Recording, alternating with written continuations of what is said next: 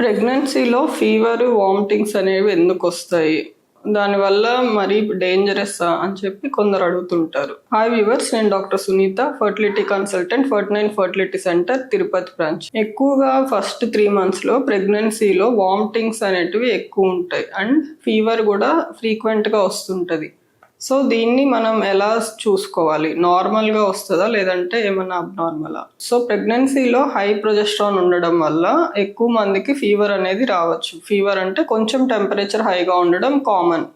Vomitings కూడా దానివల్లే వస్తాయి. అలా కాకుండా సివియర్గా వచ్చింది అంటే వేరియస్ అదర్ రీజన్స్, అంటే ఎక్కువగా యూరినరీ ట్రాక్ట్ ఇన్ఫెక్షన్ కానీ, వెజనల్ ఇన్ఫెక్షన్ కానీ, కొన్ని ఏదైనా బాడీలో వేరే ఇన్ఫెక్షన్స్ ఉన్నా ఫీవర్ అనేది రావచ్చు. కొంతమంది ఇంజెక్షన్స్ వేసుకుంటుంటే ఆ ఇంజెక్షన్ సైట్లో ఏమన్నా యాప్సిస్ లాగా అట్లా డెవలప్ అయినా ఫీవర్ అనేది రావచ్చు. కామన్గా రెగ్యులర్గా కూడా కొద్దిగా టెంపరేచర్ అనేది కొంచెం హైగా ఉంటుంది ప్రెగ్నెన్సీలో. ఇలాంటివి ఏమైనా సిమ్టమ్స్ ఉంటే వెంటనే ఫస్ట్ కాజెస్ అనేటివి చూసుకోవాలి. ఏదైనా ఇన్ఫెక్షన్ ఉంటే కంపల్సరీగా ట్రీట్మెంట్ తీసుకోవాలి. లేదు అంటే ఎక్కువ రోజులు ప్రొలాంగ్డ్ ఫీవర్, ప్రొలాంగ్డ్ ఇన్ఫెక్షన్ ఉండడం వల్ల డెఫినెట్గా బేబీకి ప్రెగ్నెన్సీ మీద ఎఫెక్ట్ అవుతుంది.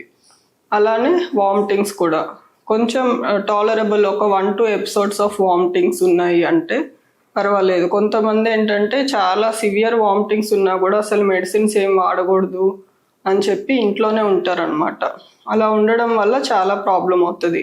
బాడీలో వాటర్ కాంటెంట్ అంతా తగ్గిపోయి డిహైడ్రేషన్ వస్తుంది. డిహైడ్రేషన్తో పాటు ఎలక్ట్రోలైట్ ఇంబ్యాలెన్స్ అనమాట. అంటే సోడియం, పొటాషియం, క్లోరైడ్ ఇట్లాంటివి మన బాడీలో ఉండాల్సిన రేంజ్ కంటే ఆల్టర్ అవ్వడం వల్ల ఎలక్ట్రోలైట్ ఇంబ్యాలెన్స్ వస్తుంది. ఇంకా సివియర్ రేంజ్కి వెళ్తే కోయాగులేషన్ డిఫెక్ట్స్ కూడా వస్తాయి.